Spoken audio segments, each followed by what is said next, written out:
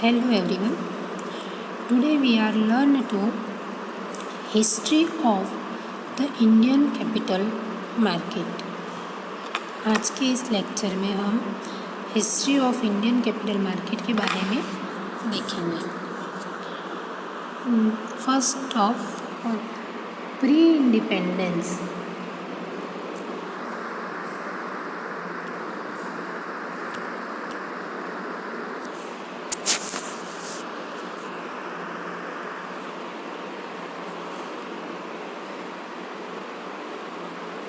Pre-independence capital market started in India with the arrival of East India Company.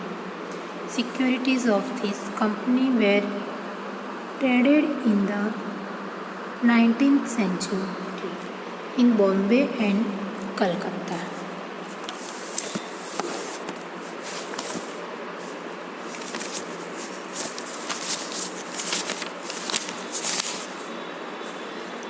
તો કે pre independence એટલે કે સ્વતંત્રતા પહેલાં ભારતમાં મૂડી બજારની શરૂઆત ઈસ્ટ ઇન્ડિયા કંપનીના આગમનથી થઈ. આ કંપનીની જામીનગીરીઓનો વેપાર 19મી સદીમાં મુંબઈ અને કોલકાતામાં થયો હતો. At that time Bombay was the main centre of cotton supply. એ વખતે મુંબઈ એ કપાસનો વેપાર કરતું હતું, એટલે કે કપાસ પૂરું પાડવાનો એ બિઝનેસ ચલાવતો હતો.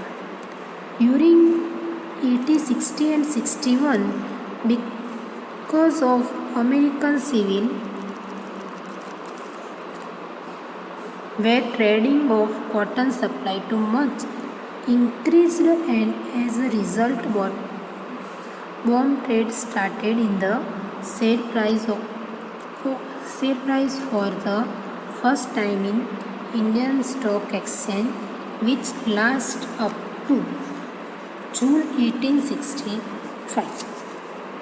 એટલે કે ઈસવીસન 1860-61માં અમેરિકન નાગરિક બળવાને કારણે રૂ પૂરું પાડવાના વેપારમાં ખૂબ જ વધારો થયો, અને તેના પરિણામે ભારતમાં શેર બજારમાં સૌ પ્રથમવાર શેરની કિંમતમાં તેજીનું વલણ શરૂ થયું, જે જૂન 1865 સુધી ચાલ્યું હતું. Next, at that time only few brokers were trading under the tree in the front of town hall in Bombay. તે સમયે માત્ર થોડાક જ દલાલો હતા. બ્રોકર એટલે દલાલો. જે દલાલો મુંબઈના ટાઉન હોલની સામે આવેલા વૃક્ષની નીચે બેસીને વેપાર કરતા હતા. They had organized their informal association, the Native Shareholders or Stockbroker Association, Bombay in 1875. તેમને મુંબઈમાં તેમનું અવૈધિક સંગઠન 1875માં નામ આપ્યું the native share holders and brokers association. તો કે 1875માં the native share holders and brokers એસોસિએશનના નામે ઊભું કર્યું હતું. હવે આ મુંબઈ શેર બજારને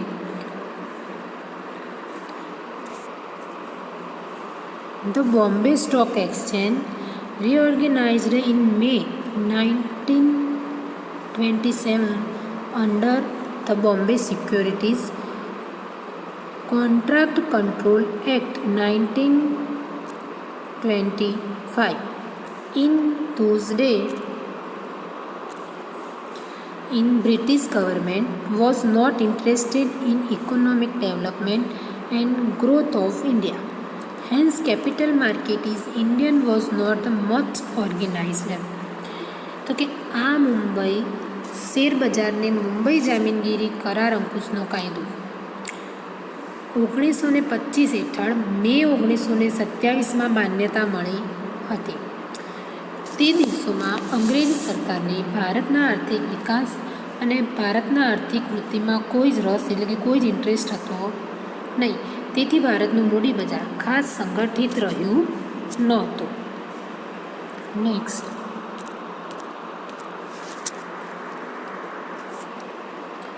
આફ્ટર ઇન્ડિપેન્ડન્સ એટલે કે સ્વતંત્રતા પછી આપણે સ્વતંત્રતા પહેલાં જોયું આપણો દેશ જ્યારે આઝાદ નહોતો થયો ત્યારે કેવું હતું એ જોયું. હવે આપણે આઝાદ થયા પછી કેપિટલ માર્કેટની સિચ્યુએશન કેવી હતી તો કે during the first and second 5-year plan more weightage was given the agriculture and public sector undertaking. તો કે પ્રથમ અને દ્વિતીય 5 વર્ષીય યોજના દરમિયાન કૃષિ ક્ષેત્ર અને જાહેર ક્ષેત્રના એકમોને વધુ ભાર આપવામાં આવ્યો હતો. Compared to private sector undertaking the paid up capital of public undertaking was more but their securities were not listed on the stock exchange. ખાનગી ક્ષેત્રના એકમોની સરખામણીમાં જાહેર એકમોની ભરપાઈ થયેલી મૂડી વધુ હતી. ખાનગી ક્ષેત્રોમાં આપણે જે મૂડી હતી ને ઓછી હતી. લોકોએ વધારે ને વધારે મૂડીનું રોકાણ ક્યાં કર્યું હતું? જાહેર એકમોમાં. પરંતુ તેની જામીનગીરીની નોંધણી શેર બજારમાં થઈ હતી. જેટલું રોકાણ આપણે સરકારી એટલે કે જાહેર એકમોમાં કર્યું હતું એ મૂડીનું રોકાણ એટલે કે મૂડીનું નોંધણી જામીનગીરી બજારમાં થઈ હતી નહીં. There was strict control on the public issue.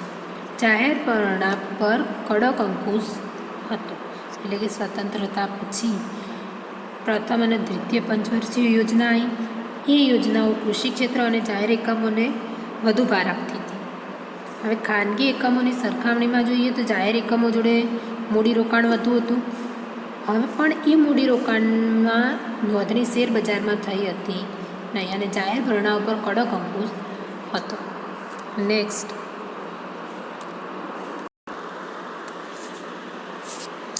in 1915 stock market were known as subplication market. Example કે સટ્ટા બજાર.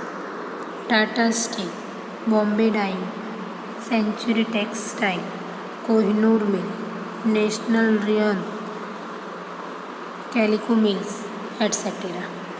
કે 1950માં શેર બજારો સટ્ટા બજાર તરીકે ઓળખાતા હતા. એમાં Tata steel, Bombay dying, century textile, Kohinoor મિલ, નેશનલ રેયોન, કલિકો મિલ્સ વગેરે જામીનગીરી સટોડિયા માટે આકર્ષક હતા. Were the attractive securities of speculators centre government enacted the Security Contract Regulation Act 1956 to control the stock market. કેન્દ્ર સરકારે 1956માં જામીનગીરી કરાર એટલે કે જામીનગીરી નિયમન ધારો લાગુ પાડ્યો.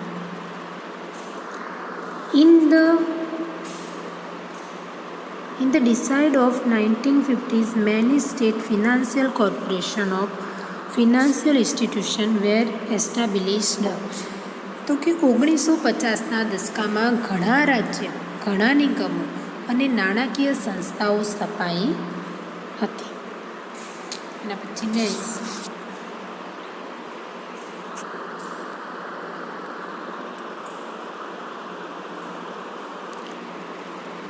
British trade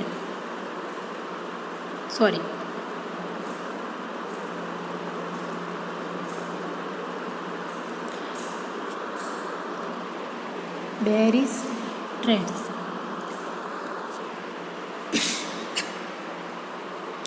Because of their war with China and Pakistan, famine situation in the major parts of the country result in bearish trade in the country. એટલે કે મંદીનું વલણ. ચીન અને પાકિસ્તાન સાથેના મંદીનું વલણ એટલે કે ચીન અને પાકિસ્તાન સાથેના યુદ્ધ તથા ભારતના મોટાભાગના પ્રદેશોમાં દુષ્કાળની સ્થિતિને કારણે દેશમાં મંદીનું વલણ સર્જાયું હતું. તે સમયે વાયદાનો વેપાર અને બદલાનો વેપાર શરૂ થયો.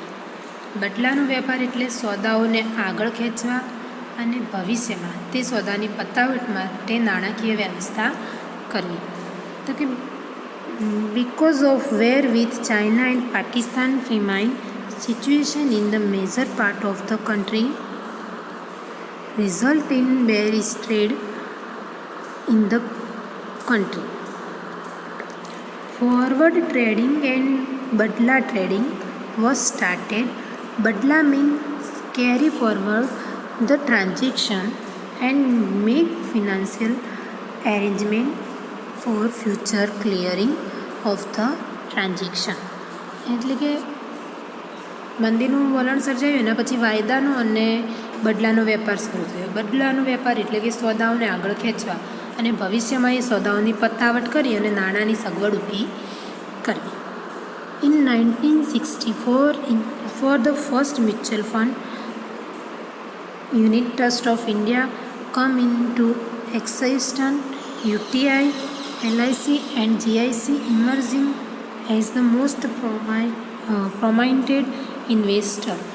તો કે 1964માં યુનિટ ટ્રસ્ટ ઓફ ઇન્ડિયાએ સૌ પ્રથમ મ્યુચ્યુઅલ ફંડની શરૂઆત કરી.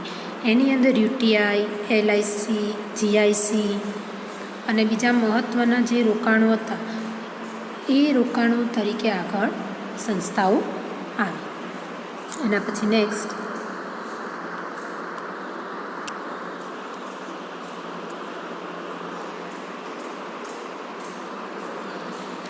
હેન્ડ ડિલિવરી કોન્ટ્રાક્ટ એટલે કે વાસ્તવિક ડિલિવરીના કરાર.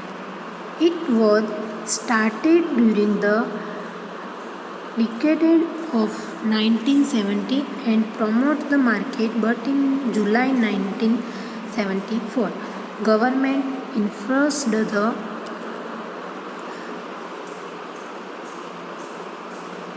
restriction on dividend. According to this restriction, company can distribute the dividend either 12% of the face value of share or 1/3 of the profits as computed under the section 369 of the Companies Act, whichever is lower. Because of this restriction, capitalization decreased by the 20% within a day. यानी कि વાસ્તવિક ડિલિવરીના કરારમાં 1970ના દશકામાં શેરની વાસ્તવિક ડિલિવરીના કરાર શરૂ થયા અને બજારને ઉત્તેજન મળ્યું. પરંતુ જુલાઈ 1997માં સરકારી ડિવિડન્ડ ઉપર નિયંત્રણ મૂક્યા હતા.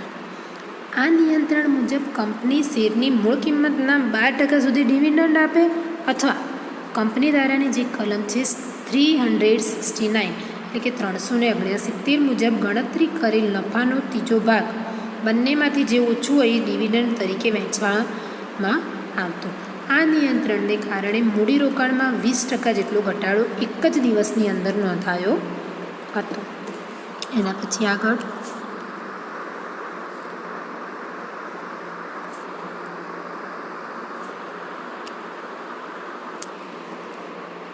ફેરા 1973 Under Foreign Exchange Regulation Act 1973, multinational companies were forced to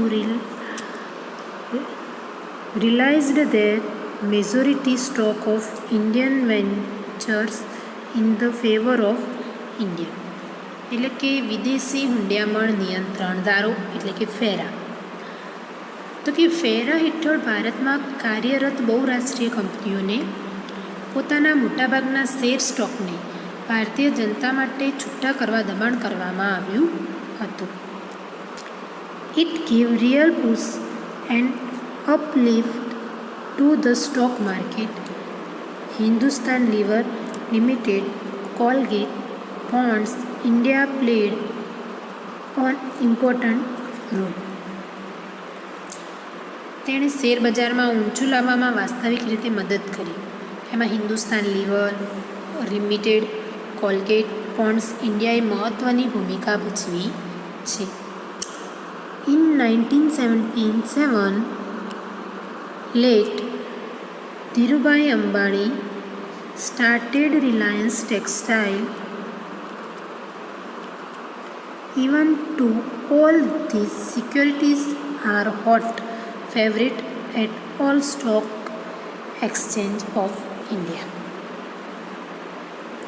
1977માં એટલે કે સ્વર્ગીય ધીરુભાઈ અંબાણીએ રિલાયન્સ ટેક્સટાઇલની શરૂઆત કરી હતી અને તેનો મૂડી બજારમાં પ્રવેશ થતાં શેર બજાર વધારે ગતિશીલ બન્યું અને આજે પણ આ બધી જ સ્ક્રીપો ભારતના દરેક શેર બજારમાં સૌથી વધુ આકર્ષક રહી છે. Next, first growth of capital market એટલે કે મૂડી બજારનો ઝડપી વિકાસ. During the decade of 1980, millions of investors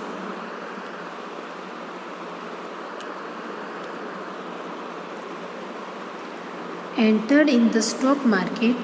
It was the result of favorable government policy.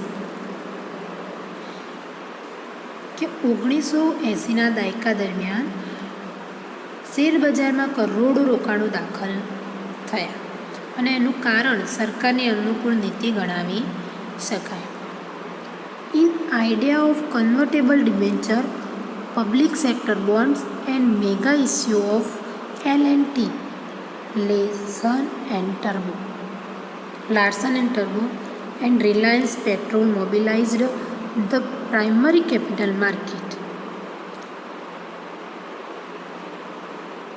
તો કે રૂપાંતરક્ષમ ડિબેન્ચરનો ખ્યાલ જાહેર ક્ષેત્રના બોન્ડ અને લાર્સન એન્ડ ટર્બો એટલે કે L&T તથા રિલાયન્સ પેટ્રોલના વિરાટ જાહેર ભરણાને કારણે ભારતના મૂડી બજારને વેગ મળ્યો હતો. During this period, number of listed companies and their capitalization increased tremendously. તો કે આ સમય દરમિયાન કંપનીની નોંધણી તથા તેના મૂડીકરણમાં નોંધપાત્ર વધારો થયો હતો. નેક્સ્ટ, સેકન્ડલ ઇન કેપિટલ માર્કેટ મૂડી બજારમાં કૌભાંડો.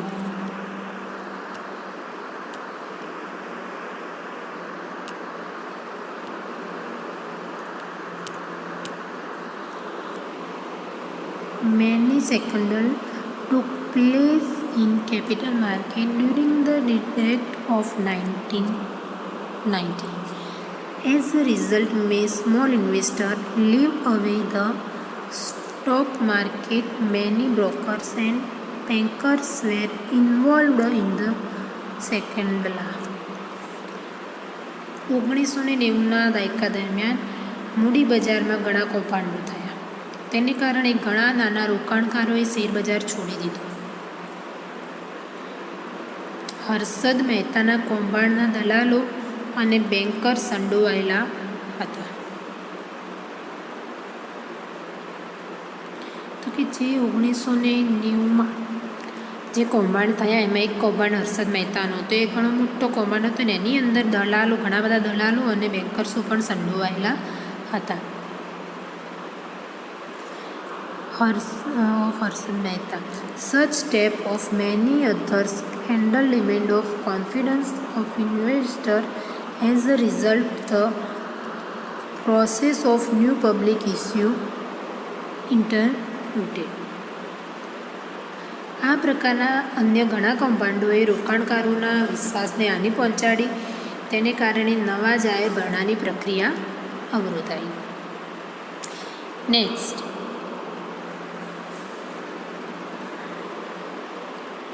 Listing of IT company. તો કે ઇન્ફોર્મેશન કંપનીઓની નોંધણી. In the last 1990s, information technology companies like Wipro, Satyam and Infosys played an important role in the Indian capital market. Entire economic of India even today all a telecommunication and media script are very favorite. 1990ના દશકના અંતમાં information ટેકનોલોજીની કંપનીઓ જેવી કે વિપ્રો, સત્યમ અને ઇન્ફોસિસે ભારતીય મૂડી બજાર અને સમગ્ર ભારતીય અર્થતંત્રમાં મહત્ત્વની ભૂમિકા ભજવી. આજે પણ તમામ ટેલિકોમ્યુનિકેશન અને મીડિયાની સ્ક્રિપ્ટો ઘણી આકર્ષક રહી છે.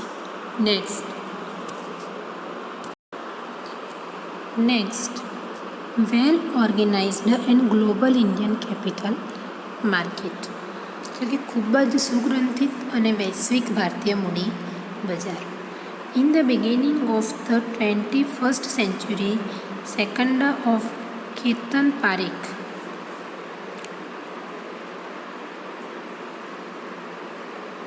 Again distributed the capital market. 21મી સદીની શરૂઆતમાં જ કેતન પારેખના કૌભાંડે ફરીથી મૂડી બજારની મુશ્કેલીમાં મૂક્યું. Government has started the legal procedure. એના પછી સરકારે કાયદેસરની પ્રક્રિયાઓ શરૂ કરી. First, badla trading was prohibited from July 2001. એ જૂન 2001થી બદલાના વેપાર ઉપર પ્રતિબંધ મૂક્યો. Rolling settlement was introduce in all script. Second, rolling settlement was introduced in all script. બધી જ સ્ક્રિપ્ટોમાં નિયમિત પટ્ટાવટ દાખલ કરવામાં આવી. Third, in February 2000 internet trading was permitted. ફેબ્રુઆરી 2000માં ઇન્ટરનેટ દ્વારા વેપારની છૂટ આપવામાં આવી. Fourth, from June 2000 trading of future transaction was permitted. જૂન 2000થી વાયદાના સોદાઓને પરવાનગી આપવામાં આવી. Fifth, in February 2002 big disinvestment of BSNL took place. ફેબ્રુઆરી 2002માં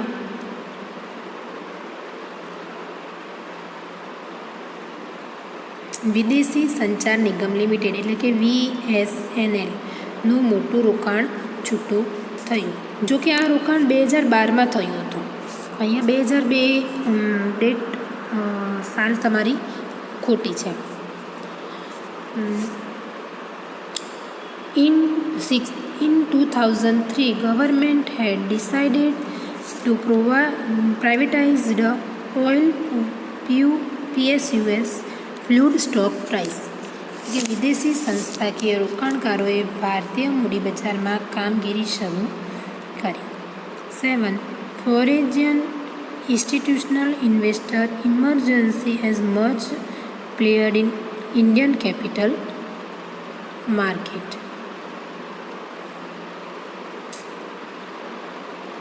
એટલે કે 7મું, વિદેશી સંસ્થાએ રોકાણકારોને ભારતીય મૂડી બજારમાં કામગીરી શરૂ કરી. અને 6ઠું કે 2003માં સરકારે જાહેર ક્ષેત્રની તેલ કંપનીઓના ખાનગીકરણનો નિર્ણય કર્યો. તો કે in 2003 government had decided privatized oil fuelled stock prices. એટલે કે 2003માં સરકારે જાહેર ક્ષેત્રની તેલ કંપનીઓમાં ખાનગીકરણનો નિર્ણય કર્યો. 8મું, national stock exchange become more stronger than Bombay Stock Exchange in the content of equity and derivative transaction. Today, Indian capital market is more organized, modern and globalized.